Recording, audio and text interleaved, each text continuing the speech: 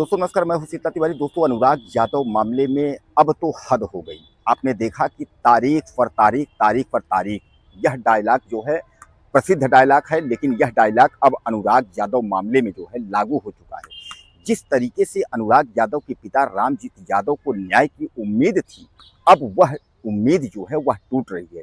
यानी कहने का तात्पर्य यह है कि अब रामजीत यादव का जो दिल है वह अब टूट रहा है। उनको यह लग रहा है कि मुझे अब न्याय जो है नहीं मिलेगा। न्याय की जो प्रक्रिया है वह टूट चुकी है। दोस्तों सबसे बड़ा सवाल यही है कि क्या अनुराग यादव आज इस दुनिया में नहीं है, और जो भी अधिकारी हैं या जो भी कर्मचारी हैं या जो भी लोग हैं, क्या उनके लिए उनके दिल में थोड़ी भी दर्द नहीं है? यानी अनुराग यादव का गला काट करके जिस तरीके से हत्यारा लालता यादव का परिवार ने जो हत्या कर दिया, तो कहने का तात्पर्य यह है कि क्या अनुराग यादव परिवार को न्याय यह बीजेपी यानी कहने का तात्पर्य यह भारतीय जनता पार्टी की सरकार जो इस वक्त मौजूदा वक्त में है, तो क्या यह न्याय इनको नहीं दे सकती?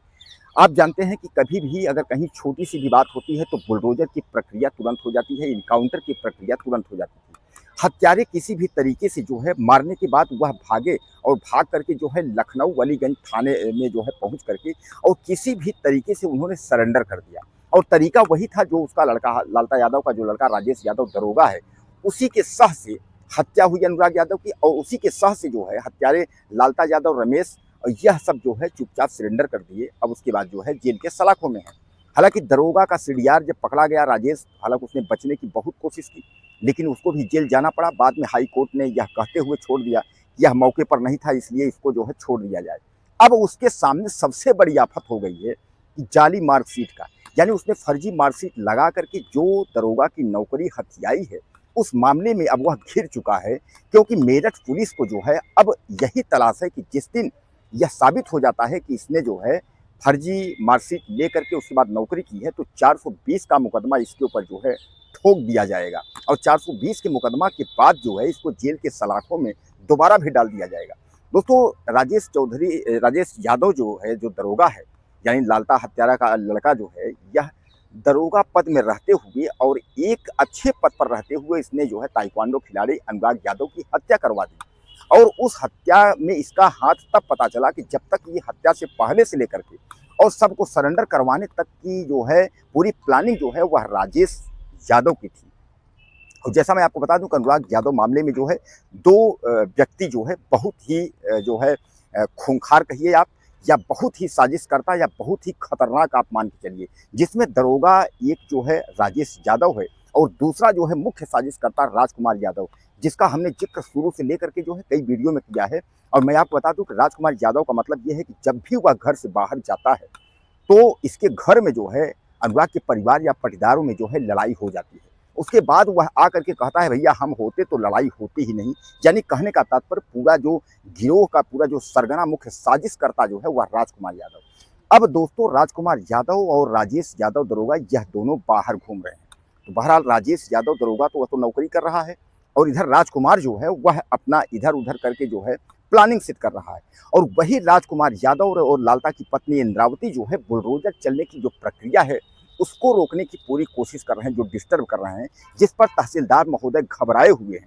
अब तहसीलदार महोदय के सामने समस्या क्या है, उनको लगता है कि कहीं अनुराग जैसे गला मेरा भी न कट जाए, या दूसरी तरफ पैसे की इतनी हवस होगी, उनको पैसे की इतनी भूख होगी कि कितना पैसा लोगे, बस बिल्डिंग बची रहनी चाहिए, घर नहीं गिरना चाहिए, पैसा ले। या तो तहसीलदार साहब को पैसे की भूख होगी। आखिर तहसीलदार को डर क्यों है कि उसका घर नहीं गिर रहा है? आपको याद होगा कि तहसीलदार और यही नायब, यही एसडीएम जब अनुराग की हत्या हुई थी, यह लोग पहुंचे थे और पहुंच करके जो है तुरंत नोटिस चस्पा कर दिए थे। और नोटिस चस्पा हुई थी, तत्काल यह लगा था कि तुरंत जो है बुलडोजर की कार्यवाही हो जाएगी। लेकिन बुलडोजर की कार्यवाही आज तक जो है वह चल नहीं पाई, और तमाम जो है अनुराग के समर्थक और लोग जो है आज तक इंतजार कर रहे हैं कि आखिर बुलडोजर कब चलेगा। लेकिन यही तहसीलदार जो है अब तारीख पर तारीख जो है लोगों को दे रहा है। इसलिए अब अनुराग की जो परिवार का जो दिल है वह अब टूट चुका है, और अनुराग यादव के जो समर्थक भी हैं देश दुनिया के कोने कोने में जो बैठे हैं, उनको भी अब धीरे धीरे इस इंतजार की घड़ी जो है वो खत्म होती नजर आ रही है। उनको ये लग रहा है कि अब लगता है कि कोई भी फैसला इसमें आने वाला नहीं है। तमाम मीडिया रिपोर्ट को जो है देखते हैं, तमाम खबरों को देखते हैं।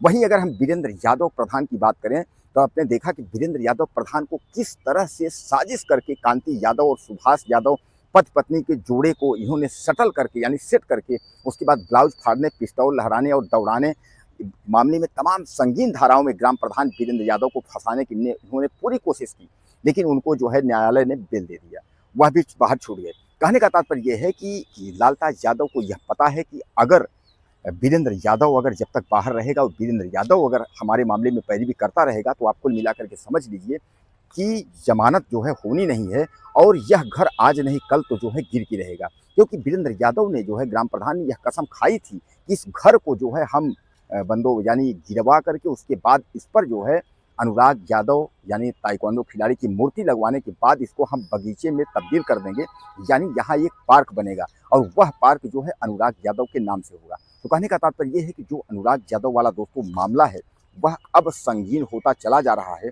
न तो जिलाधिकारी सुन रहा है, न तो कमिश्नर सुन रहा है, न तो डीएम सुन रहा है। यानी कहने का तात्पर्य ये है कि वहाँ के जो भी अधिकारी हैं नीचे से लेकर के ऊपर तक पता नहीं कौन सी साठगांठ है, किस डर में है, किस भय में है या किस दबाव में है, जो कि अनुराग यादव मामले को जो है मसला हल नहीं कर पा रहे हैं। दोस्तों आपको क्या लगता है, फिर तारीख जो है लगी है और वह तारीख फिर आपका जो है 17 तारीख लगी है, यानी 17 तारीख जो अप्रैल में है 16 तारीख। तो आपको क्या लगता है कि इस तारीख को कोई फैसला होगा या फिर अगली तारीख फिर आएगी? अपने कमेंट मुझे आप दीजिएगा ज़्यादा से ज़्यादा। चैनल को सब्सक्राइब करें। अगले वीडियो फिर मिलते हैं। नमस्कार।